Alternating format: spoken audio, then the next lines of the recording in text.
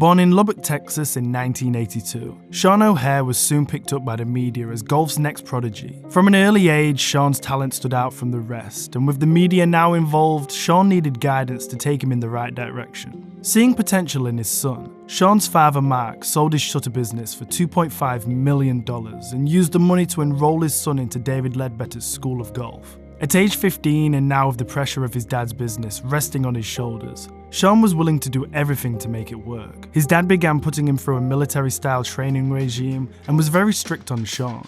He'd start the day with the awakening of his father, going for runs at 5 a.m, followed by a workout. The workout plan was fit for the army, but perhaps a little bit intense for a 15-year-old just trying to enjoy his golf. His father had disciplines in place for every crime committed. For instance, if Sean made a bogey in a competition, that would add another mile to his already lengthy run. In Mark's eyes, he was doing the best for his son, but in other people's eyes, he was just being selfish. Things had gone to a whole new level when Mark began taking a stove with them on the road to junior competitions, just to make sure Sean was eating the right thing. However, when these punishments didn't work, Mark was also reportedly seen hitting Sean. As much as you can criticise Mark's parenting and coaching, it did produce results. Sean went on to have a great AJGA career, becoming the number 2 ranked golfer in the world. With such stature at such a young age, of course it gained a lot of attention from colleges. Sean could have pretty much gone to any college of his choice, but with his father's persuasion and now at the ripe age of 17, Sean turned professional straight after his senior year. From there, the road was mapped out for them. Literally. Armed with his dad's cash in a Ford Taurus, Sean and his father set off for their trip around America, trying to make it on the PGA Tour. Now, usually players fresh out of college would use the mini tours as a gateway for experience and a path to the PGA Tour. But Mark's plan was different. He thought his son was too good for the mini tours and should be on the PGA Tour straight away. The pair soon found out the price of hotels, food and travel, as well as golfing costs, were all starting to put a dent in Mark's wallet. With his investment in his son now all in, Mark needed some return.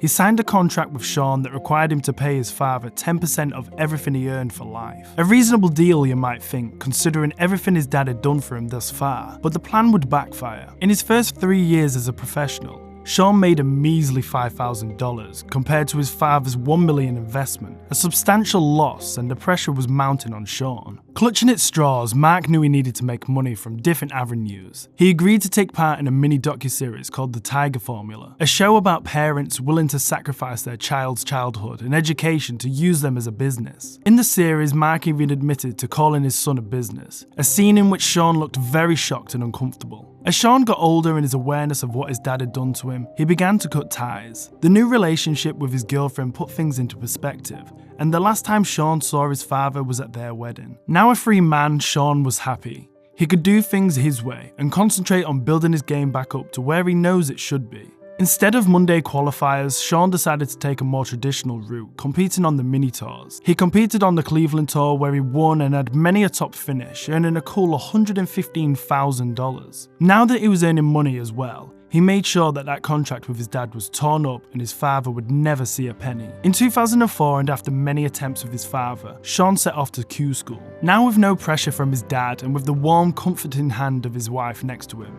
Sean was ready. He made it through all 3 stages and finished high enough to earn his card for the 2005 season. The future finally looked bright for Sean. In his first year, he played stress-free golf for the first time in his life and was just having fun on tour. And it showed. He whipped together 9 top 25s, 4 top 10s, 1 runner-up, and his first PGA Tour victory at the John Deere Classic. To cap off a brilliant year, Sean was awarded Rookie of the Year. So now with his feet firmly on the ground, the next few years were a breeze for Sean. His family life couldn't be happier, and his golf was as consistent as ever. His consistent top 10 finishes eventually paid off with his second win at the Pods Championship, earning him a casual $2 million for the season. So a fantastic start to his PGA career and another fantastic year, but nothing would compare to his standout 2009 season. After all the comparisons in his younger days, he finally got to prove himself, taking prime Tiger Woods down to the wire, eventually finishing runner-up. He then captured his 3rd PGA Tour win at the Quail Hollow Championship, once again seeing off Tiger Woods, and ended the season with several top 10 finishes and 5th on the FedEx Cup standings, racking up $4.5 million for the season. His run of good form didn't go unnoticed notice by President's Cup team captain Fred Couples, Shaun was picked and didn't disappoint, helping Team USA to another victory over Greg Norman's team. So the talent we all knew that was there, but stalled by his father's upbringing, was now standing on the highest stage. To top that season would have needed something big from Shaun, but that was a huge ask. In 2011, he picked up his fourth and last PGA Tour win at the Canadian Open after a run of horrible form. From here, it was all downhill. If it wasn't for his win at the Canadian Open, he may have lost his card that year, but that fate would eventually tell its tale. Shaun seemed to have lost his swing. Between 2013 and 2014, Shaun only managed one top 10 and was forced to go to the Web.com Tour Finals. To his credit, he did manage to bounce right back, but Shaun wasn't getting any younger now. The next 4 seasons would take a huge toll on the mental side of his game. With the influx of new young talent bursting through, every competition was harder. He was runner-up 4 seasons in a row, and when coming up against the likes of Patrick Reed and Jordan Spieth in a playoff, he needed a miracle. Whilst these results were still very promising, Shaun was still clinging on to his fitness, and his amazing run of no injuries was about to catch up to him. In 2019, Shaun tore his oblique and was forced to sit out for the rest of the season. He'd make the use of his medical exemptions when coming back, floating between the PGA Tour and the Korn Ferry Tour, but never really amounting to anything. The last 3 years on the PGA Tour have seen Shaun make it back to our screens with longtime fans reminiscing on the good old days. As nostalgic as it may be, Shaun is still making a good living on tour, making $500,000 this year so far. At the age of 40, Shaun still has a good 10 years at a high level. With his 4 kids now a little bit older, it's a little easier to travel. Early on when he was just breaking out on tour, his children were young and travelling on tour was significantly harder.